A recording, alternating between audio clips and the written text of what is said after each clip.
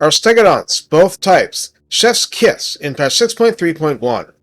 The only thing that really changed for them is Wall Breaker, but that's good, so they're better than ever. Let's go over what has kept them great for so long. And yes, I'm starting to toy with my title format again, call it midlife crisis stuff if you want to. On to the video. Recruited for 1100 gold and 275 upkeep from the tier 3 beast building. The Feral Stegadon comes on Ultra at 9040 health, 110 armor, 15% missile resistance, and leadership 60. This isn't bad at all. Speed 50 and charge speed 90 are your standard numbers for a hard-charging Stegi. Melee attack begins at 30. This is far from atrocious, and attack interval 3.5 means it's a bit hyperactive in melee. Splash target size is medium, so Reiksguard on down, and max target splashed under ideal circumstances is 4. That's under the new system. A lot more could be tossed around, but only 4 will suffer hit point damage. Melee defense 32 isn't bad whatsoever. Weapon strength 420, split base 120, and armor piercing 300 is very solid.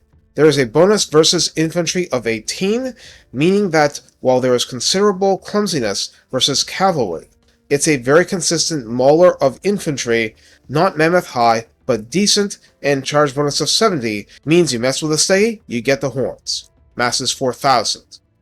The Dino has Feral Rage 1 and 2, meaning it rampages at 75% and 25% health. Lords have ways to calm rampage, but often you don't even need to bother.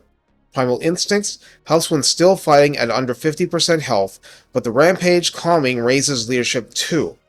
This siege attacker causes fear and terror, and has Wall Breaker, meaning it can bash city walls on top of all the goodness we've just gone over. But it has no missile weapon whatsoever. The adjectiveless Stegadon comes from the tier 4 beast building for 1550 gold and 388 upkeep, 9244 health, same 110 armor, 15% missile resistance, leadership 65, same speed 50, charge speed 90. I'll skip over the melee stats because they are identical. However, mass of 5000 is improved.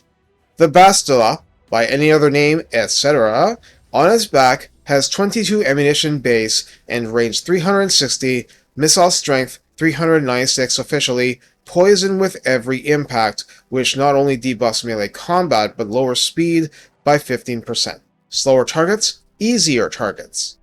Each hit is base 125 and armor piercing 350, and has a bonus versus large of 50 that applies only to damage, split along the armor busting ratio.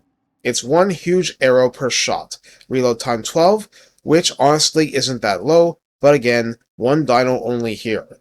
Total accuracy 30 is decent, calibration distance 275 meters is decent, calibration area 9 means it's really meant to hit the broadside of a Hell Pit Abomination, and penetration cap is very large, with a maximum targets penned of 20 after the first. So do aim for cross-unit shots when possible, but you can't always be picky.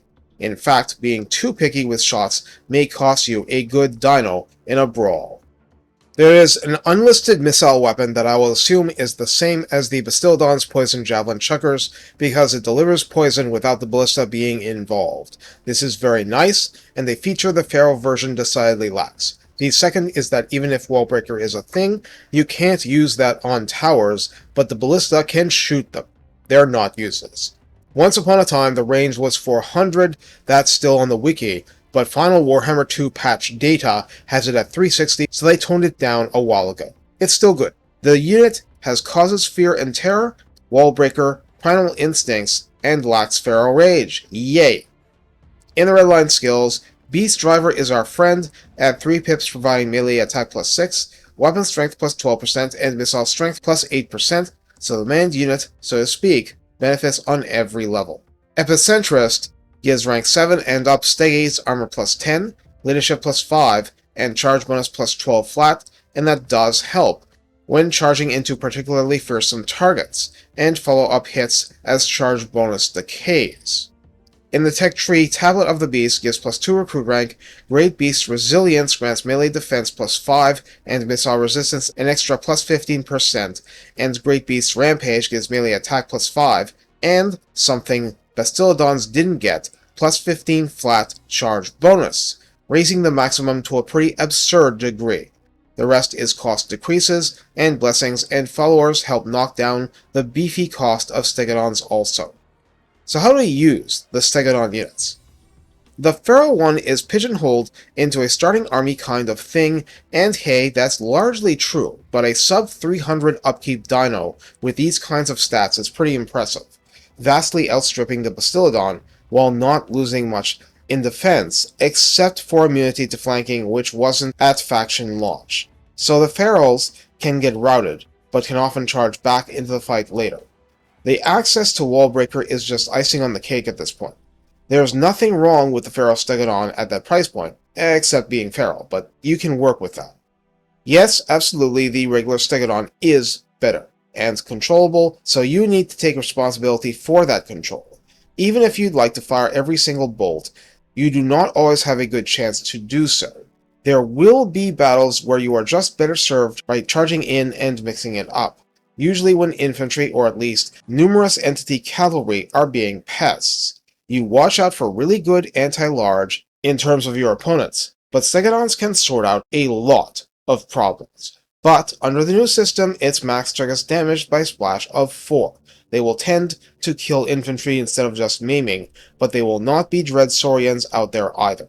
The strength and weakness of the Stegadon is that it can participate in battle at basically any range and basically any circumstance. It is the backbone of your dinosaur forces, not your sharpest fang, not your greatest bulwark.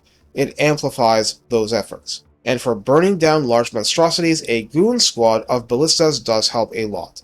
It just requires a bit of flexibility from the commanding general.